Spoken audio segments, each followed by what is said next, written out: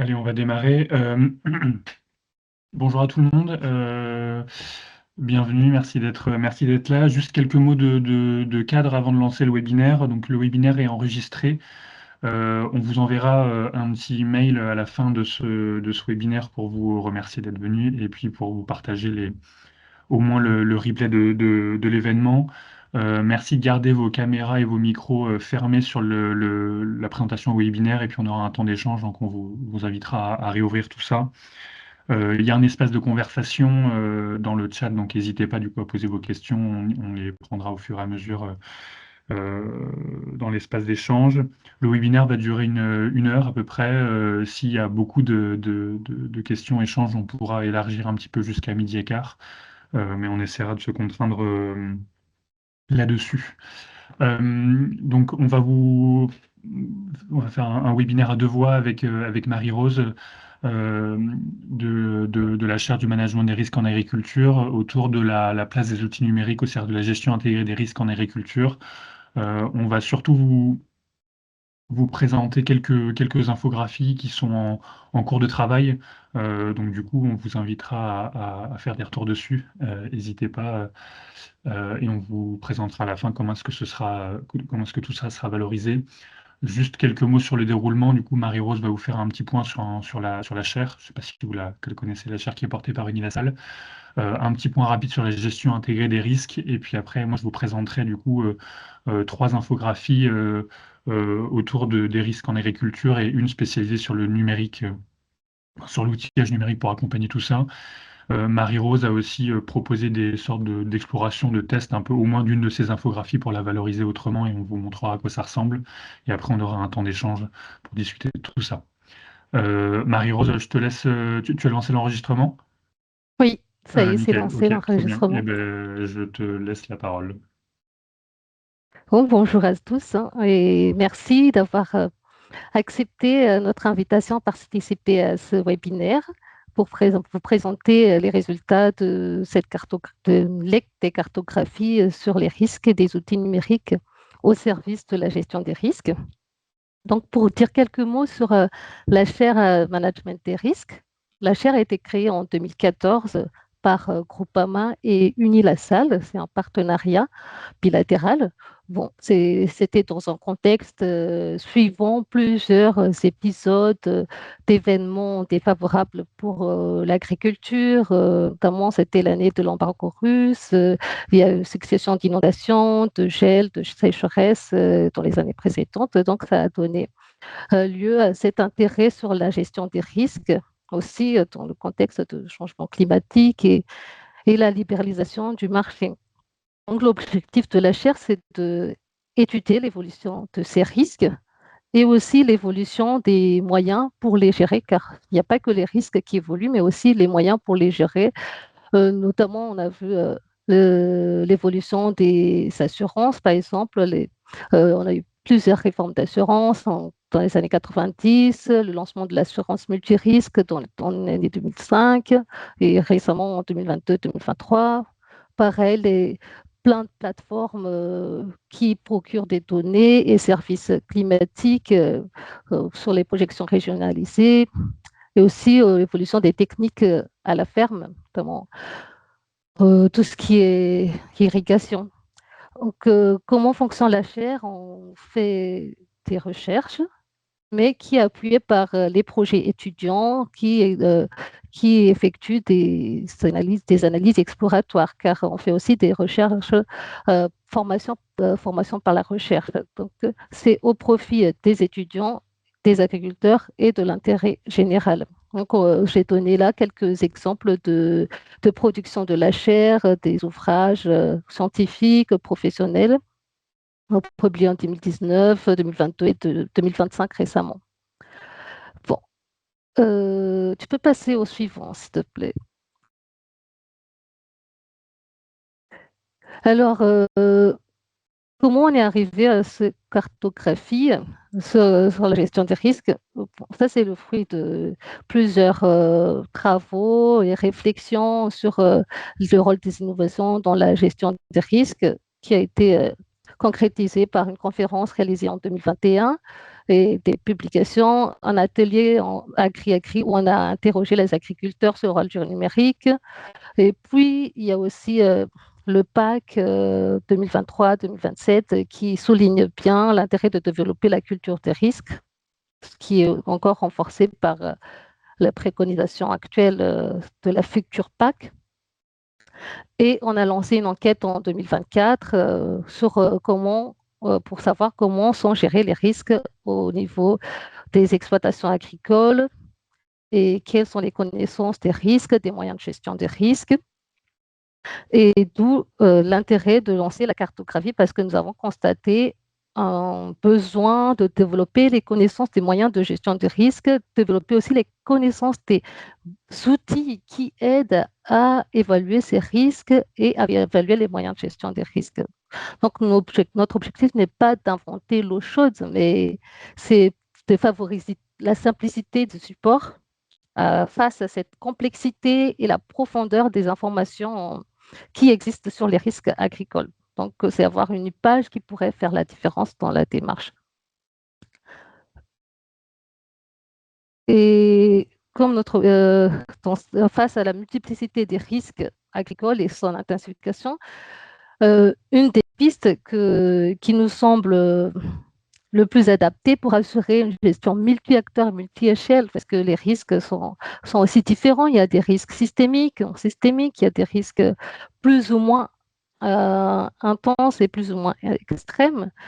Et donc, une démarche structurée et globale est préconisée par la norme ISO 31000. C'est un peu plus complexe qu'on vous présente là, et ça a été simplifié par l'OCDE en 4 étapes pour adapter au monde agricole, parce que jusque-là, la gestion de risque, c'est plus en silo, on réfléchit risque par risque, on réfléchit sur les risques de production, surtout une fois qu'on a subi des chocs négatifs, c'est là qu'on se pose. Mais là, cette démarche incite à réfléchir tous les risques en globalité et même leur interaction pour favoriser cette gestion multi-acteurs, pour mobiliser les différents acteurs territoriaux sur le marché ou au sein des exploitations, et aussi avoir une portefeuille de stratégies, prévention et de couverture assurantielle, non assurantielle, de permettre aussi un suivi pour que les moyens mis en place soient adaptés au niveau de risque et de criticité de risque. Donc voilà ce que conseille OCDE, mais après vous allez voir qu'on a ajouté une autre étape. Donc le but de cette cartographie, c'est on a 4 objectifs, hein. C'est de comprendre, avoir les risques, avoir un recul, c'est donner un aperçu global des différents risques agricoles, global et rapide, parce que on connaît tous que le temps, c'est très précieux, et de décrypter aussi l'écosystème numérique et l'offre disponible. Aussi sensibiliser sur la multiplicité de risques, parce qu'avoir cette cartographie, ça démontre qu'il faut vraiment s'y accorder de l'intérêt et du temps à la stratégie de gestion des risques. Et aussi, c'est un outil de communication qu'on peut utiliser, mobiliser pour sensibiliser l'opinion publique sur les risques auxquels font face les agriculteurs. Donc voilà, je vais laisser la parole à Corentin.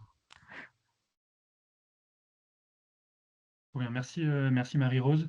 J'enchaîne, je fais un petit peu de pub personnelle rapidement. Du coup, j'étais en prestation avec l'équipe de la chaire pour travailler justement sur ces cartographies-là. Juste 2 mots sur moi. Donc moi, je suis agronome de formation. Je travaille dans le domaine du numérique agricole depuis une dizaine d'années. Parmi les choses que je fais, du coup, j'essaie de décrypter un peu ce qui se passe dans l'écosystème agritech. Donc ça passe notamment par des dossiers de blog que vous voyez ici, une bonne quarantaine de dossiers qui sont postés sur mon site, sur lequel chaque fois je travaille sur un sujet d'actualité en agriculture, et on va dire que je mets à profit tout ce qui tourne autour du numérique, de l'énergie, du climat, et donc j'essaye de faire un dossier assez complet sur ces sujets-là. Les derniers dossiers que j'ai travaillés, bah, notamment il y en avait eu un sur la gestion des bioagresseurs en agriculture, donc ça m'avait permis de tacler un petit peu ce sujet de risque. Je travaille sur la transition agroécologique, donc les risques aussi liés à la transition agricole. Et un dernier dossier que j'ai sorti il y a quelques semaines sur sur la place du numérique dans les ETA et les CUMA. Donc du coup, ce travail qu'on fait aussi avec la chaire sera valorisé dans un dossier de blog sur les risques agricoles.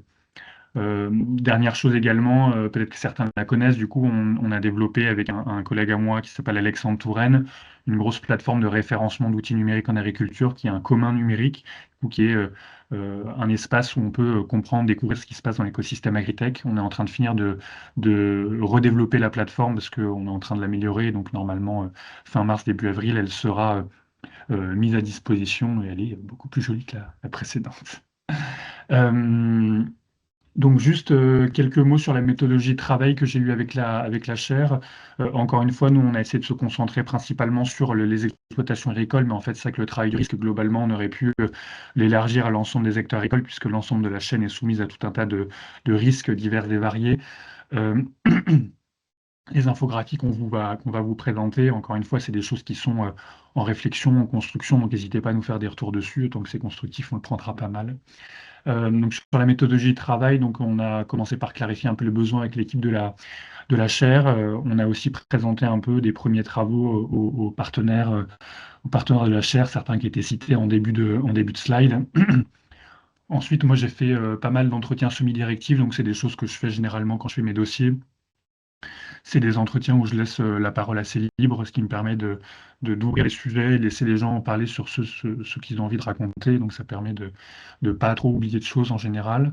Puis ça a été complété par des lectures de rapports techniques, scientifiques, et une fouille d'outils à la fois sur les plateformes existantes, donc le plateforme Wikagritech et autres, et recroisement avec ce qui a été discuté avec les interviewés. Donc vous les avez ici. Merci à eux d'avoir pris le temps d'échanger. Une, une première, encore une fois, enfin moi j'arrive de façon assez humble hein, sur le sujet, je suis pas du tout un spécialiste du risque agricole, j'ai pas l'expérience qu'à la chaire.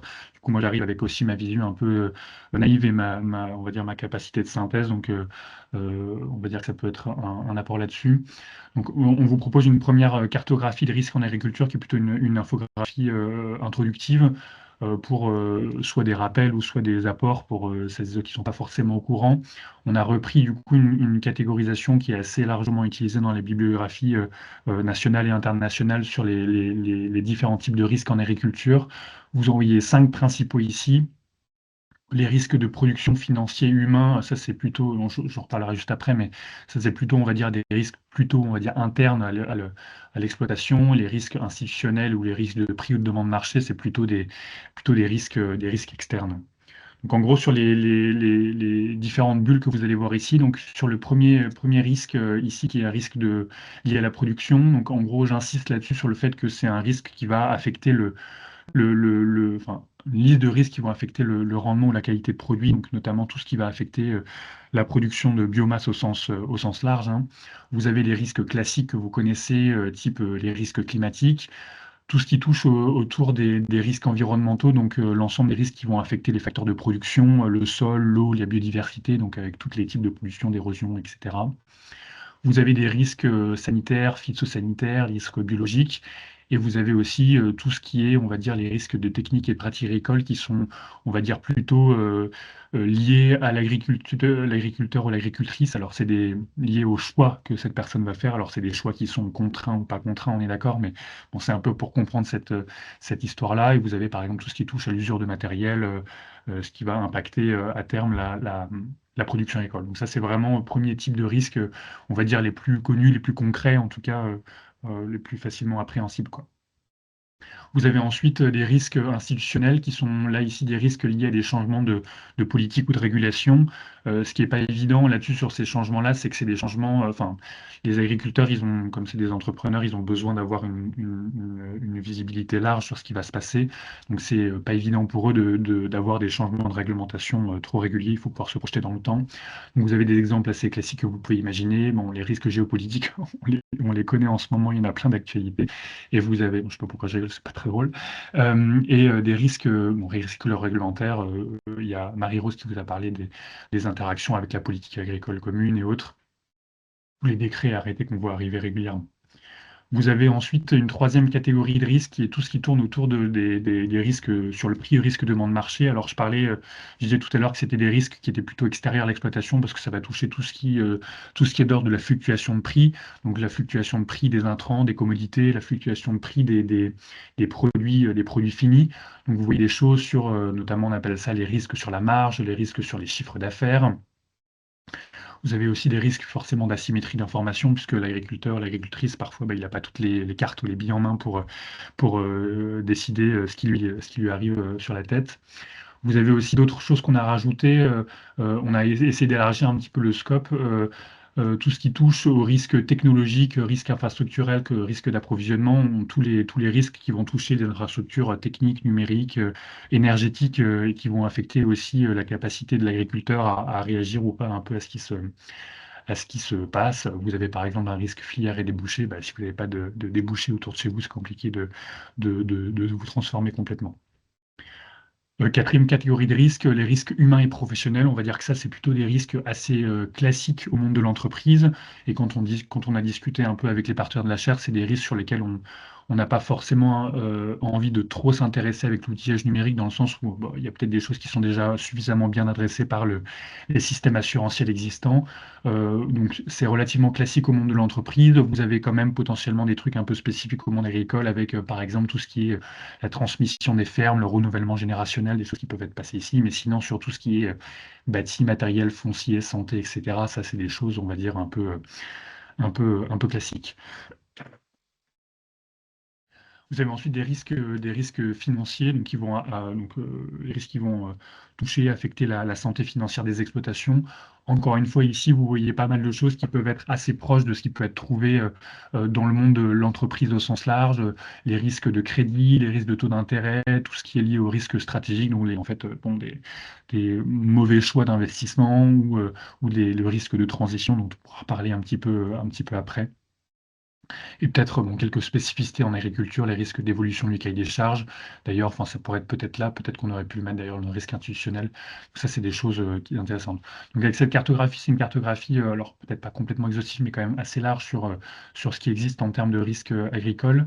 Moi, sans être un spécialiste de risque là-dedans, moi, quand je suis arrivé un peu là-dedans, bon, alors moi, j'ai plutôt une expérience aussi sur tout ce qui est, on va dire, résilience, atténuation, adaptation des règlements climatiques, mais je me rends compte il y a, les risques sont très interconnectés, c'est ce que disait Marie-Rose, mais ils sont quand même traités de manière très silotée, ce qui est un peu étrange.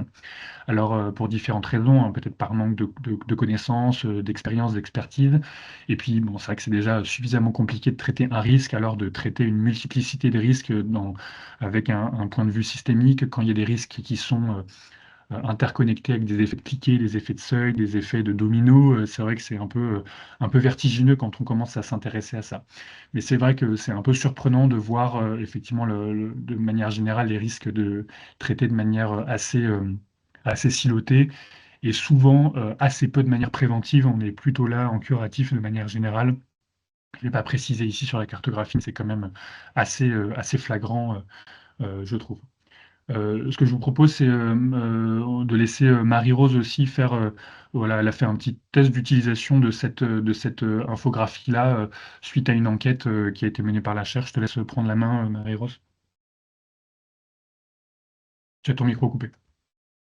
Merci Corentin. Comme évoqué tout à l'heure, nous avons réalisé une enquête en 2014 pour analyser la gestion des risques par les agriculteurs, surtout dans un contexte de vulnérabilité avec le changement climatique, la libéralisation du marché.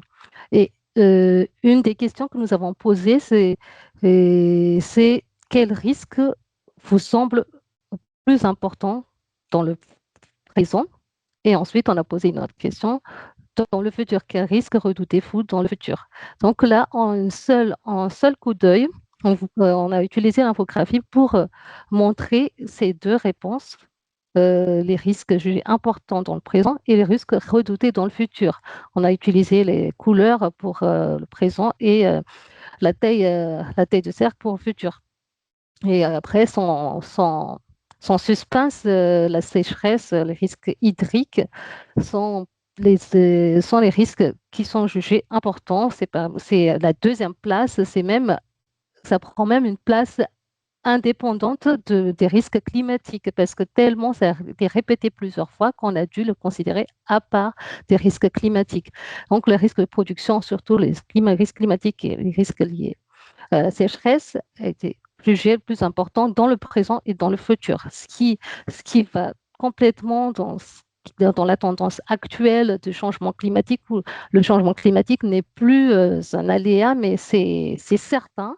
Mais en même temps, face à cette certitude sur le changement climatique, il y a quand même une intervariabilité des chocs climatiques, parce que ça peut changer d'une année à une autre, comme ça peut changer aussi d'une décennie à une autre. Les chocs, il y a toujours des chocs exceptionnels et de plus en plus extrêmes qui peuvent advenir dans ces différents risques-là. Et cette intervariabilité a vraiment le potentiel de frapper ceux qui sont les moins préparés. Tout l'intérêt de la prévention, comme disait Corentin. Mais je profite aussi pour dire, pour confirmer ce que disait Corentin, que les préventions étaient quand même moins fréquentes dans notre enquête. On se base plus sur la diversification et sur l'assurance qui est quand même efficace, mais face à un risque intermédiaire. Pour des risques extrêmes, même s'il y a l'intervention des solidarités, l'intervention des publics, ceux qui sont moins protégés, on paye plus le prix. Et d'autres choses marquantes aussi de l'enquête, c'est que la place des risques financiers. Dans le présent, les risques financiers sont jugés moins importants que les risques du marché, mais dans le futur, les risques financiers euh, dépassent les risques du marché. Tout ce qui est question de financement, de liquidité, l'endettement pose une interrogation auprès des agriculteurs. Donc, je fais un petit rappel aussi. Donc, ça rejoint les résultats de Projet Shift. Bon, je ne suis pas dedans, mais j'ai pris connaissance que question de financement peut être un frein à la transition. Et d'ailleurs, ce risque a été perçu par les agriculteurs comme important. Donc voilà une utilisation possible de l'infographie. Juste pour vous donner quelques idées de notre enquête. Cette enquête a été lancée dans toute la France. On a pu récolter, c'était relancé juste avant la crise agricole en 2024, et on a quand même eu 114 réponses, car l'enquête a duré plus d'une vingtaine de minutes, et on a eu les différents sous-textes, même si les maraîchages étaient assez faibles, et des différents tranches d'âge, différentes tranches d'âge d'agriculteurs.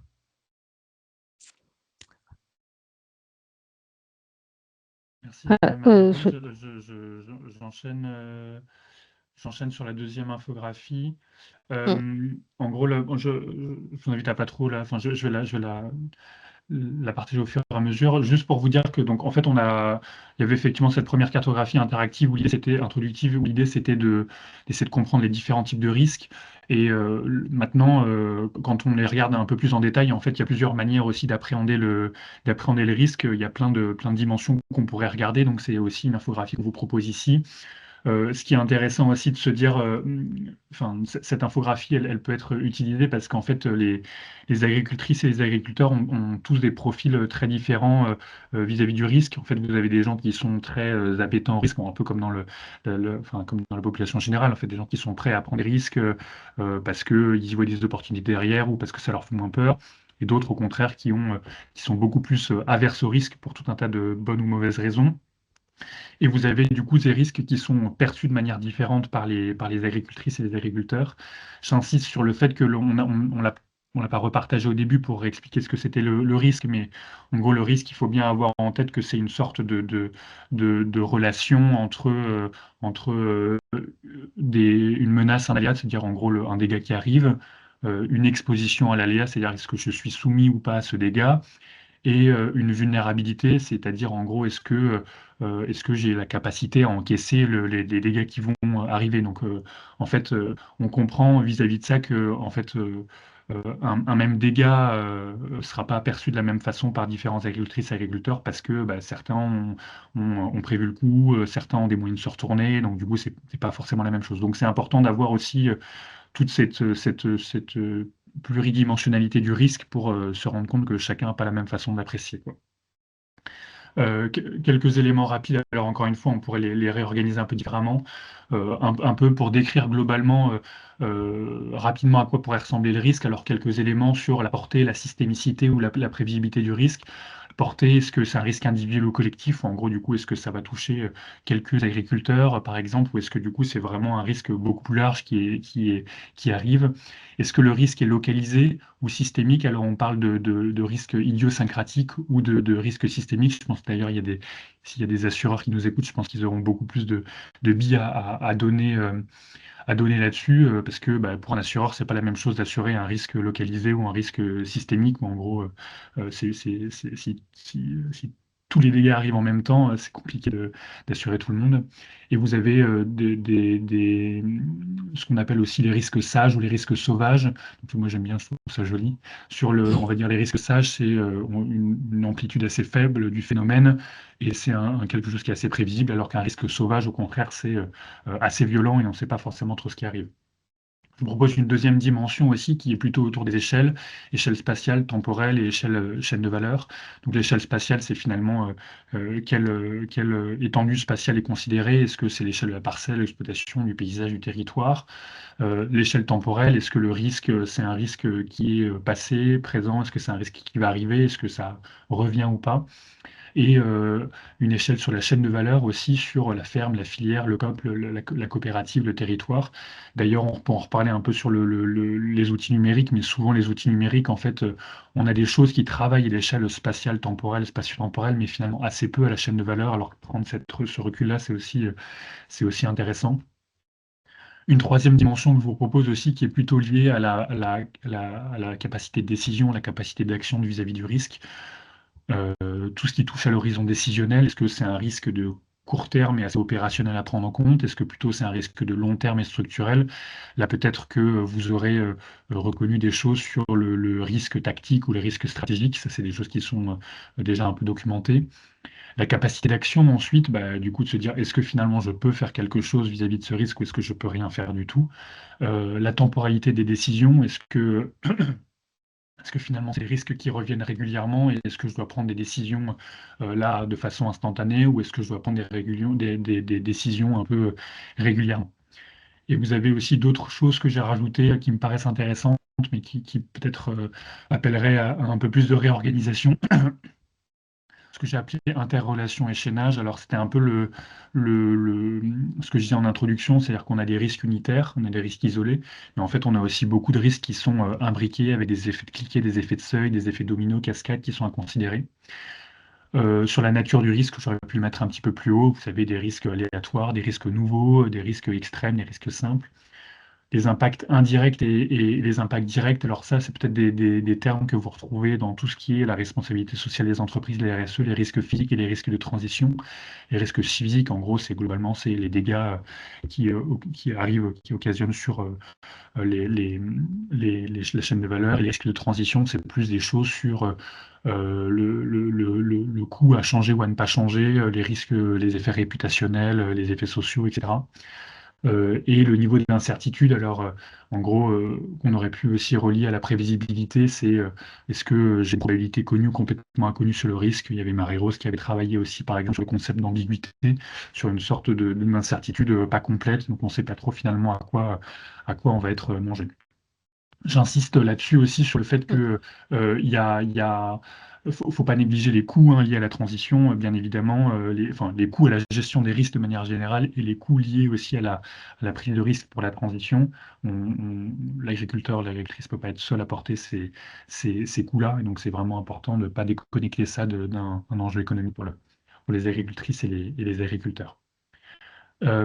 Troisième et dernière infographie qu'on vous propose, qui est du coup là plutôt lié à la partie outillage numérique.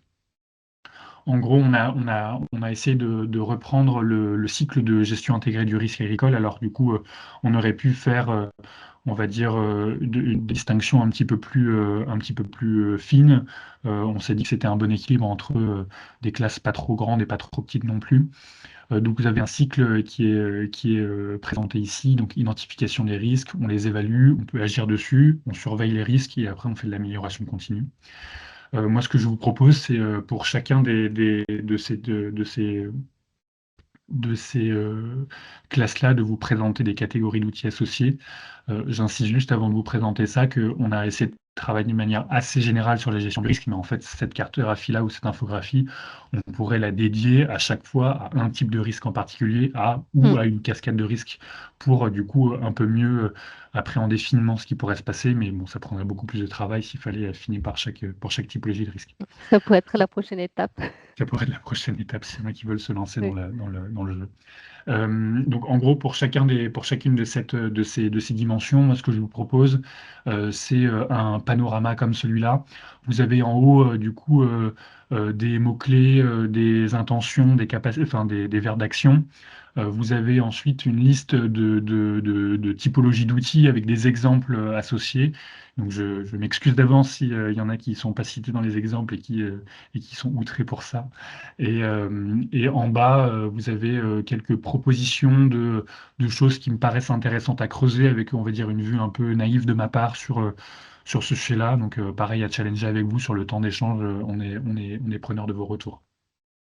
Donc toute cette première dimension sur l'identification du risque, il faut bien commencer par quelque chose, comprendre un peu effectivement ce qui existe, où on en est. Déjà, ça, c'est pas des choses qui sont très claires. Déjà, comme mesure de prévention, savoir d'où on part, c'est quand même important.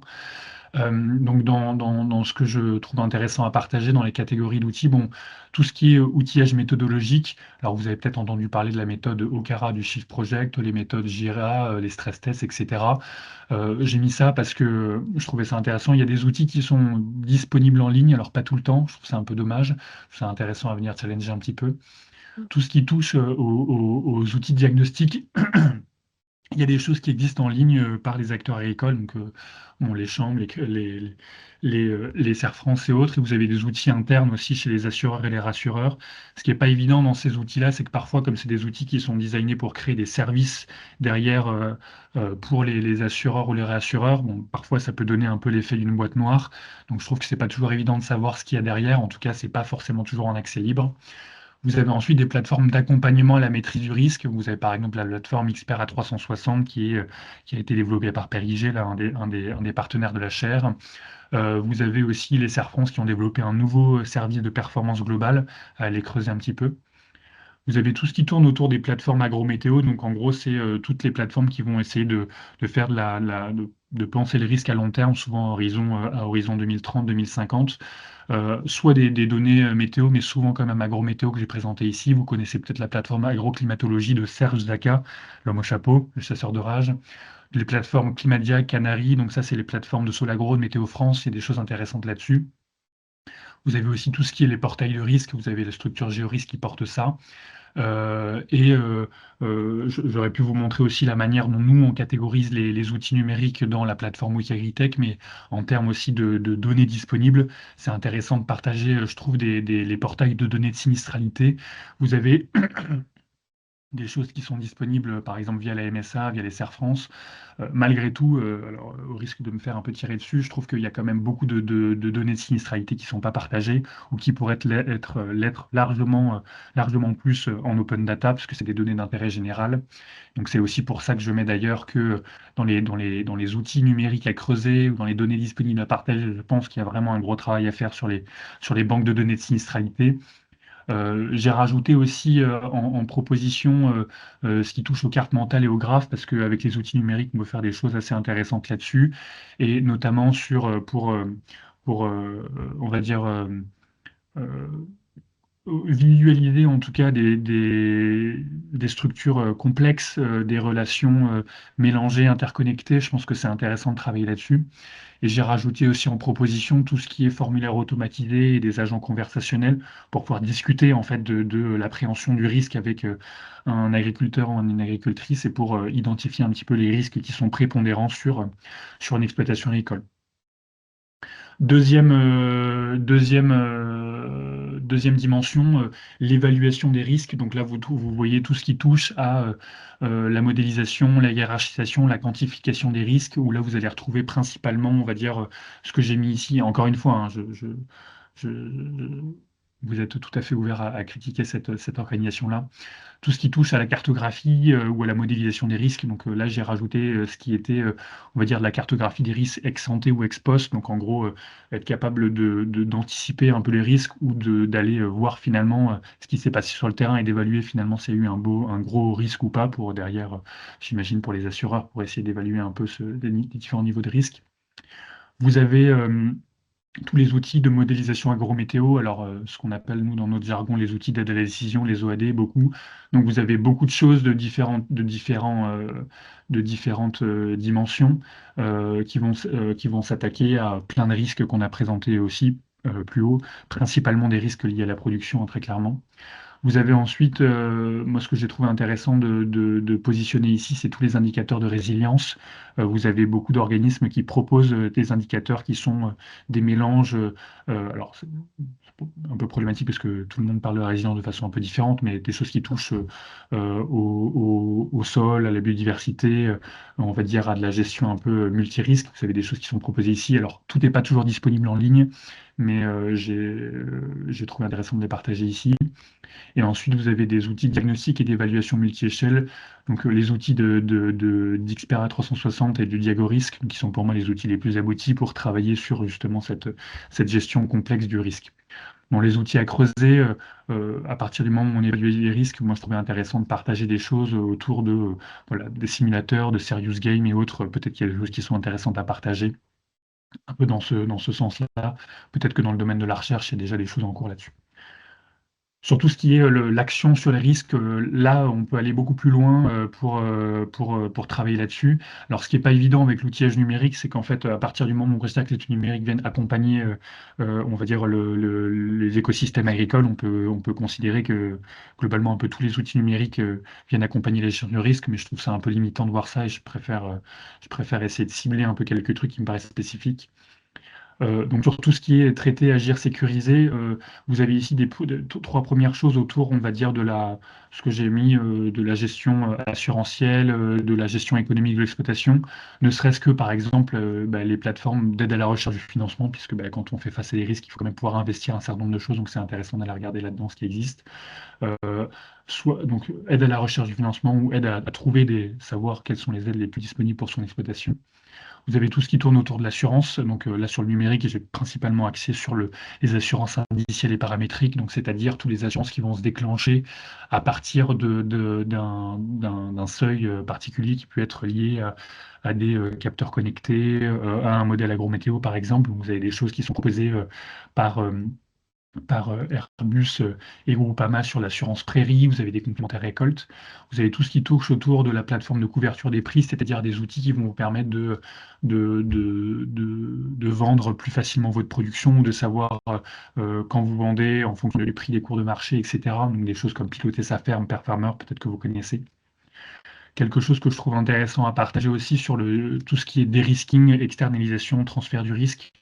Vous avez des choses ici qui existent avec, par exemple, LC Fields de BSF. Donc, moi, BSF en parlerait beaucoup mieux que moi, mais en gros, l'idée, c'est vraiment d'externaliser la gestion du risque et que ce ne soit pas l'agriculteur qui le prenne. Donc, par exemple, BASF, derrière BASF, vous avez des outils de modélisation agrométéo du risque. Donc, BASF prend un risque sur, on va dire, le pourcentage de feuilles vertes en fin de saison.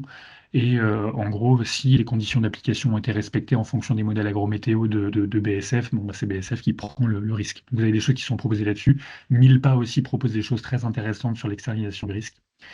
Je vous ai rajouté quelques autres éléments ici sur l'amélioration des pratiques de terrain, tout ça pour limiter les risques liés à la production, notamment les risques de technique et de pratique. Donc, par exemple, tout ce qui est les outils de pulvérisation localisés dont on parle beaucoup hein, sur la gestion des bioagresseurs. Vous avez quelques exemples ici. Tout ce qui est réglage du matériel agricole, du matériel de pulvérisation notamment. Et je vous ai mis quelques autres exemples d'actionneurs au champ, de protection physique au champ qui peuvent être intéressants. Donc tout ce qui est agrivoltaïsme, ombrage, avec des choses, des outils qui sont plus ou moins connectés. J'ai rajouté aussi tout ce qui est sécurisation d'échanges de données, puisqu'on a parlé tout à l'heure de risques technologiques, donc les risques sur les infrastructures numériques notamment, et donc bon, les risques cyber que vous avez, que vous connaissez, donc il y a des choses qui existent aussi. Je vous propose aussi d'aller creuser, pourquoi pas, des choses sur le système assurantiel. Alors moi, j'avais travaillé un moment j'ai un dossier complet là la gestion des, enfin, au moment du renouvellement de l'assurance multirisque où j'avais discuté un peu de ça. Et peut-être que donc, les assurances comportementales basées sur des capteurs, c'est aussi lié un petit peu aux assurances indicielles et paramétriques. Et peut-être que des comparateurs d'assurance, ça peut être aussi des choses intéressantes puisqu'on a plein de choses qui se passent. On sait qu'il y a beaucoup d'agricultrices et d'agriculteurs qui ne sont pas aussi assurés. Donc, encore une fois, pour des bonnes ou des mauvaises raisons, et du coup, des choses qui peuvent être discutées. Tout ce qui est surveillance du risque ici, là, on est plutôt sur des choses, on va dire, assez classiques sur ce à quoi sert le numérique au départ, donc les outils de mesure, de détection, de surveillance. Donc, vous avez tous les outils de collecte de données classiques, hein, on va dire les outils d'observation de la Terre, les stations météo connectées, les pièges connectés, etc. Moi, je trouve assez intéressant sur la gestion du risque tout ce qui est les outils de surveillance collaborative et qui est quand même, je trouve, assez peu développé encore. Et c'est notamment intéressant pour travailler à des échelles spatiales larges. Quand on parlait d'échelle de chaîne de valeur, notamment à l'échelle d'une coopérative, d'un territoire, c'est quand même intéressant là-dessus. Vous avez quand même des choses qui existent sur tout ce qui est surveillance collaborative de dégâts de faune, mais de manière générale, pour tout ce qui est des suivis épidémiologiques à large échelle, c'est quand même intéressant. Sur les risques, alors plutôt des risques, on va dire, un peu plus concrets, des risques de vol, de casse et autres. Vous avez aussi pas mal de choses qui ont été développées sur les antivols, les trackers, les alarmes. Vous avez des exemples qui sont présentés ici. Et j'ai trouvé intéressant de partager aussi des outils de suivi de pratique, par exemple. Vous avez des outils sur le suivi de la somnolence au volant pour les opérateurs et les conducteurs, pardon. Vous avez aussi des choses que vous avez vues sur des panneaux à l'entrée de parcelles de vignes, par exemple, qui vont, en fonction du délai de rentrée dans les parcelles, pour savoir s'il y a des risques liés à la santé de rentrer dans une parcelle qui a été traitée il y a peu de temps. Dernier axe qui est sur de l'amélioration. Donc là, vous allez retrouver plutôt de l'amélioration continue, de l'échange entre pairs, de l'échange de bonnes pratiques, etc. Ce qu'on a mis principalement ici, c'est toutes les plateformes de connaissances et de formation, donc avec des choses qui sont assez poussées hein, sur le sujet, triple performance, écosystème vers de terre production, toutes les chaînes YouTube de manière générale.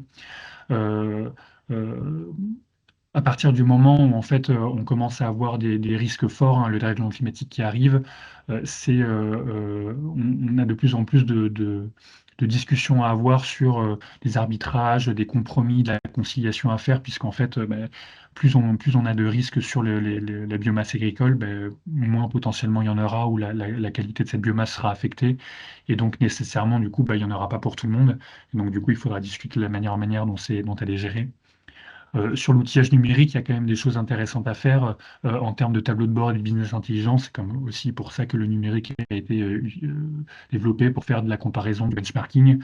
Alors là-dessus, ce qui n'est pas évident, c'est de comparer des choses qui sont comparables. Quand on a envie de comparer des systèmes, il faut effectivement avoir quand même des informations sur les systèmes qu'on compare, des informations sur les exploitations agricoles, sur les itinéraires qui ont été utilisés pour ne pas comparer des choses qui sont dans le vide et faire un travail un peu sérieux. Vous avez aussi le numérique qui peut être utilisé en termes d'outils de médiation, de concertation, qui ça c'est intéressant, peut-être pas assez utilisé en termes de facilitation. Vous posez sur la table globalement un certain nombre de données. Voilà les DUE qui ont été occasionnés à certaines périodes. On en parle, on en discute et puis on avance ensemble. Donc voilà ce qu'on vous propose. Encore une fois, la cartographie n'est pas forcément exhaustive. On veut bien vous entendre là-dessus. J'insiste peut-être sur le fait que l'équipement numérique, il est quand même assez hétérogène hein, sur l'ensemble de ce panorama-là. Moi, avec on va dire mon expérience, ce qui me marque, c'est que j'ai l'impression qu'on a quand même beaucoup de choses on va dire, ces 3 catégories, évaluer, agir et surveiller. Et finalement, en fait, pas assez de choses, ou peut-être pas assez sur tout ce qui est l'amélioration continue, l'échange de pratiques et sur l'identification des risques. En tout cas, on voit des orientations numériques plutôt sur certains pans plutôt que sur tout d'autres. Et encore une fois, j'insiste sur le fait que la partie, prévention du risque est quand même relativement peu traitée. Ce qu'on vous propose, c'est de passer un temps d'échange par rapport à ce qu'on vous a présenté, à la fois en termes de vocabulaire utilisé, de typologie d'infographie. Est-ce que vous voyez des usages de ces infographies qui pourraient être intéressants? Est-ce que sur l'outillage numérique qu'on vous a présenté, est-ce qu'il y a il y a des catégories d'outils qui pour vous sont vraiment manquantes ou qu'on aurait pu mettre en avant? Et même plus largement, si vous voulez partager des choses sur le fait que un peu les partis pris qu'on a pris, c'est-à-dire quand même relativement peu de prévention actuellement. Comment est-ce qu'on fait pour que la gestion du risque soit au cœur du projet stratégique des exploitations agricoles? On veut bien vous entendre. Donc, n'hésitez pas à lever la main ou à prendre la parole pour un temps d'échange. On pourra déborder un peu s'il y a beaucoup de questions, remarques.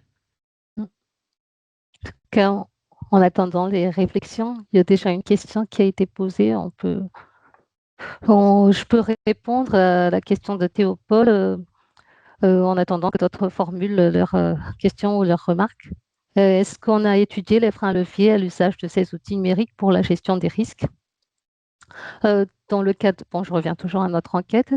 Dans le cadre de notre enquête, on a fait un focus sur la gestion des risques hydriques, sécheresse et inondation, et on a demandé qu'est-ce qu'ils utilisent pour gérer ces risques-là. Et on a mis plusieurs modalités de réponse, y compris des outils numériques.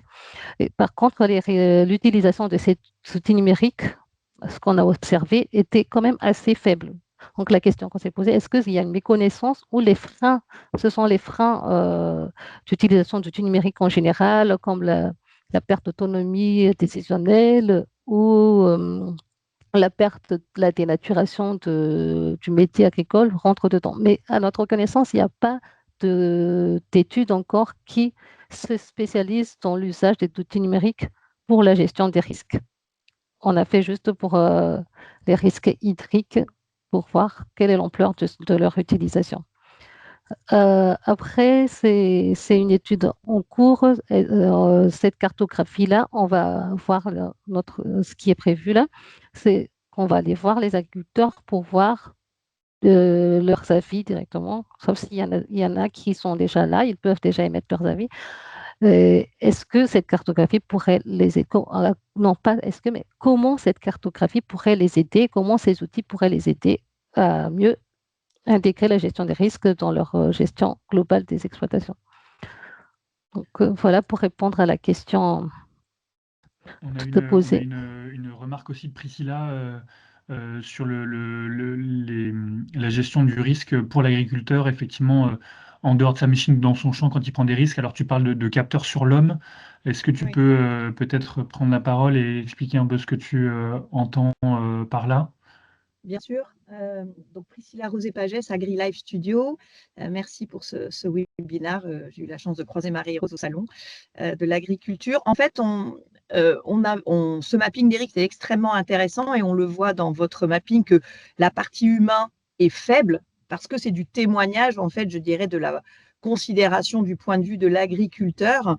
Mais moi, ce que je trouve intéressant, c'est aussi de comprendre à un moment donné ce qui sociologiquement, sanitairement est une réalité, qui est en l'occurrence l'accidentologie du travailleur isolé. Et l'agriculteur est le premier travailleur isolé accidenté, en fait.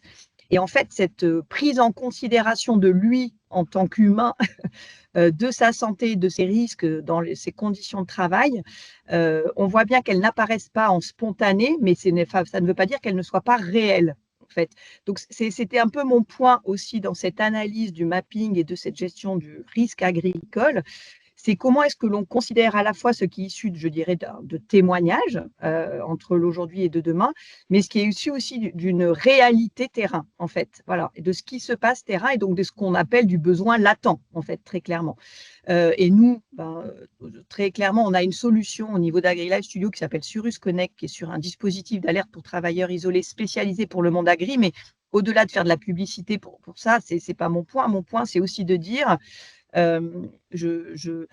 comment est-ce que par ce mapping-là, justement, ça sert aussi à faire remonter des sujets à risque qui naturellement ne sont peut-être pas remontés de manière spontanée, encore une fois, mais qui sont une réalité. Et c'est ça mon point, en fait, parce qu'aujourd'hui, ça a un impact non seulement financier, parce que si, en l'occurrence, un agriculteur a un accident qui ne peut plus travailler, du coup, il y a déjà des études de la MSA qui ont montré que ça peut aller jusqu'à 50 000 euros, de 5 000 à 50 000 euros, parce qu'il y a un problème de travail. Et puis, il y a aussi un problème, si on parle de la partie plus humaine, ce que je voyais à un moment donné, manque de main-d'œuvre, il y a aussi cette considération de la santé et de la sécurité des travailleurs agricoles, des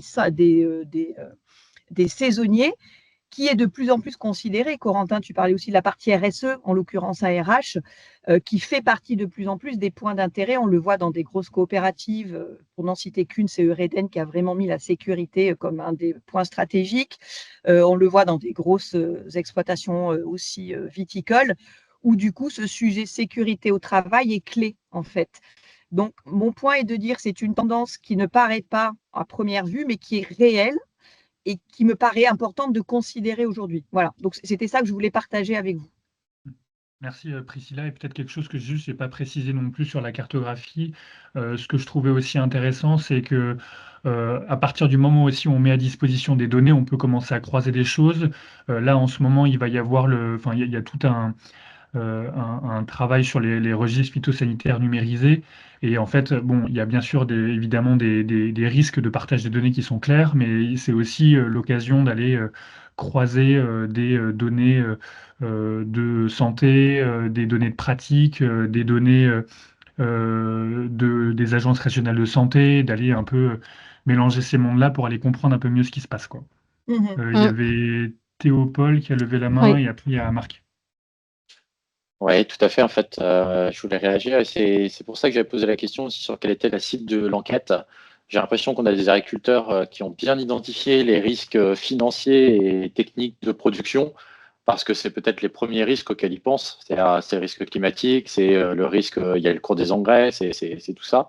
Et je me demande si ça reflète pas, en fait, peut-être un peu plus de pédagogie, ou c'est des risques qu'on appréhende peut-être plus difficilement, les autres risques, les trois autres catégories, hein.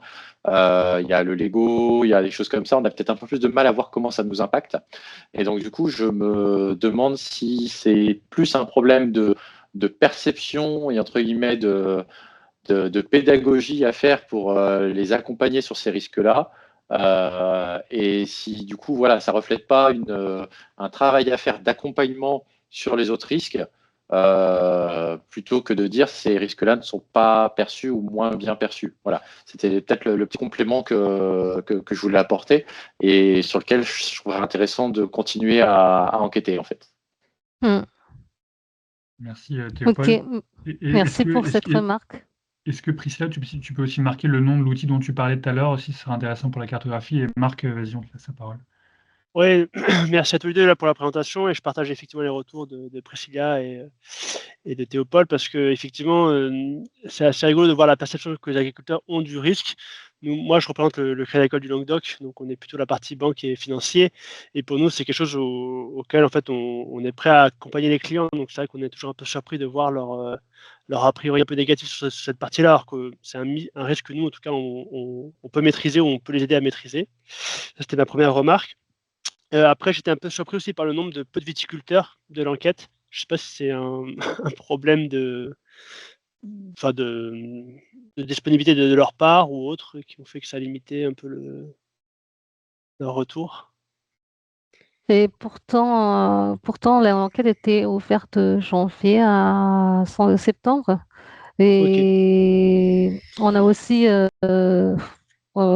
diffusé auprès de réseaux de Groupama, qui est D'accord. notre partenaire. Donc, ils ils ont quand même répondu, mais c'est vrai qu'il n'y en avait pas beaucoup. Mm. En tout cas, c'était la période de crise. Il y avait beaucoup de grèves, donc je pense que Ok. ça pour Enfin, quelque chose.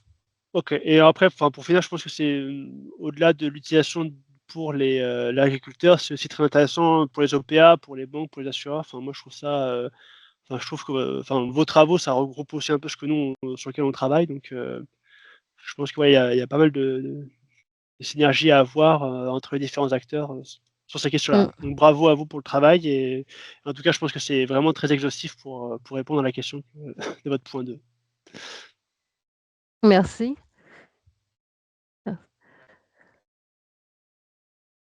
Et Est-ce qu'il y a d'autres témoignages, partages là-dessus sur les sujets de prévention, d'identification des risques ou des choses qui sont un peu manquantes? Qu'est-ce que vous...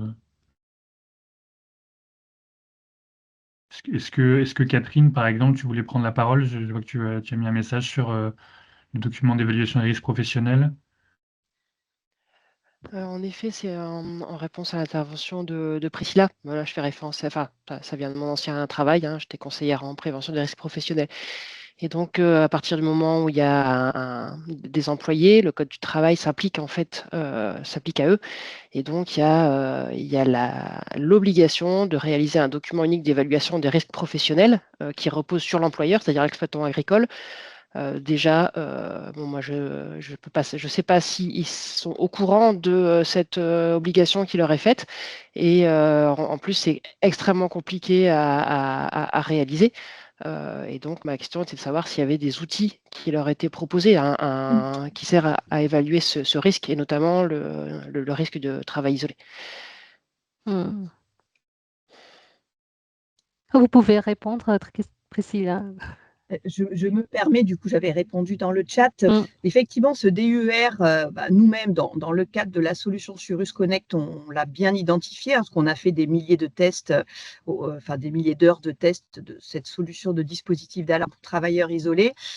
Donc, c'est une obligation, en fait, et c'est vrai qu'on a vu que la manière dont, et je ne fais juste qu'un témoignage, hein, donc encore une fois, avec toute l'humilité nécessaire dans le cadre du point de Surus Connect qu'on avait fait, mais le témoignage que je peux donner, c'est que les exploitations, qu'elles soient grande culture, qu'elles soient maraîchage plein champ, qu'elles soient aussi élevage, etc., sont faits pas toujours très bien, très clairement, à la main, et pas toujours suivi surtout sur qu'est-ce que je mets en place comme action. Voilà, c'est un peu le témoignage que je peux donner.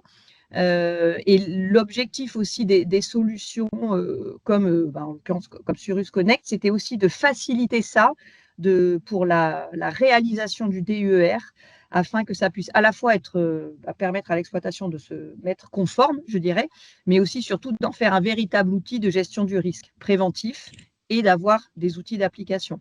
Donc, je sais que le DER est quelque chose d'important. Nous, ce qu'on a vu sur le terrain, et encore une fois, je mets vraiment des guillemets, hein, mais dans ce qu'on a fait, on a vu que voilà, ce n'était pas toujours très bien réalisé et surtout pris en compte dans qu'est-ce que je mets en place comme outil ou comme solution pour mes travailleurs. En tout cas, pour répondre aussi à votre question, en même temps répondre à la question de Bruno Lepoivre, l'objectif aussi, c'est de centraliser les informations sur la gestion des risques. Comme vous avez dit, là, qu'il y a un document unique d'évolution des risques professionnels, mais il y a plusieurs documents qui sont un peu éparpillés partout et il faut les chercher, il faut les trouver. Donc, c'est l'ambition de pouvoir centraliser ces différents documents, différents outils. Là, on a fait sur l'outil numérique, mais après, c'est voir les différentes informations nécessaires qui pourront servir à la gestion des risques. La question de Bruno Lepavre, est-ce qu'à l'international, ils sont plus matures sur cette question? Par exemple, aux États-Unis, ils ont une plateforme nationale qui centralise toutes les informations sur la gestion des risques en agriculture. Et donc, ils ont une adresse unique sur ça pour sensibiliser ou pour donner les connaissances sur les moyens et les procédures dans la gestion des risques. Donc, ce serait parfait si on arrive à faire ce genre d'espace unique. Et merci pour le partage sur le document unique, espace unique, où les procédures ou les outils peuvent être centralisé où on peut chercher les informations. Tu connais le nom de cette plateforme, Marie-Rose? AgRisk Library. Tu peux le marquer dans le chat peut-être Oui, si tu peux, oui. Et pour répondre Oui, aussi à je la peux question mettre le lien. et pour répondre à la question de Théopold, enfin, alors je ne sais pas si j'ai mal compris la question, mais on est d'accord que les travaux d'infographie qu'on vous propose, ils ont été faits après hein, le travail de l'enquête, donc ils ont pas de lien direct dans le sens où il y avait pas une liste d'outils qui a été remontée par les agriculteurs qu'on a repris pour la cartographie. Euh, Moi, peut-être juste ce qui me vient là-dessus, c'est de dire que pour travailler sur la gestion des risques, en fait, il faut nécessairement se poser, quoi. Donc, en fait, il faut clairement prendre le temps de travailler là-dessus, d'identifier les risques, d'avoir un peu une vue systémique des problèmes. Et effectivement, peut-être qu'il y a des outils numériques qui sont proposés qui sont très spécifiques sur certains types de risques. Et donc, du coup, on a un problème, on veut une solution directe, alors qu'en fait, il faudrait laisser enfin, prendre ce temps-là pour avoir une vue un peu plus large de ce qu'on peut faire et du coup après mettre des outils en face en fonction des risques qui sont hiérarchisés et peut-être qu'il n'y a pas besoin enfin, peut-être que mieux se rendre compte de l'impact de ces risques pour son exploitation et peut-être que du coup on a une mauvaise appréhension des risques, c'est un peu ce qui était discuté aussi sur les risques de travailleurs isolés, les risques de santé au travail qui sont pas suffisamment montés alors que peut-être que ça fait partie des risques hyper importants, quoi. Mm. Après, pour répondre à la question d'Irina, est-ce qu'il y a des outils qui sont plus préconisés ou conseillés à l'échelle de l'Union européenne?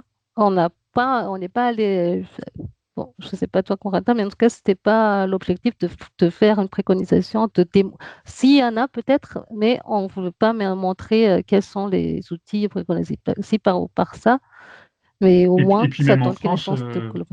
enfin même en France, là, il n'y a pas d'outils qui sont préconisés plus qu'autre chose. Enfin, il n'y a pas d'outils numériques qui sont préconisés, sauf si je m'abuse, mais la cartographie qu'on vous a présentée, c'est montrer un peu ce qui existe sur le marché, en gros, ce qui peut être utilisé, mais il y a, j'ai pas état de structures qui disent qu'il faut absolument utiliser ces outils-là plutôt que d'autres. Ça, je ne sais pas te dire, quoi.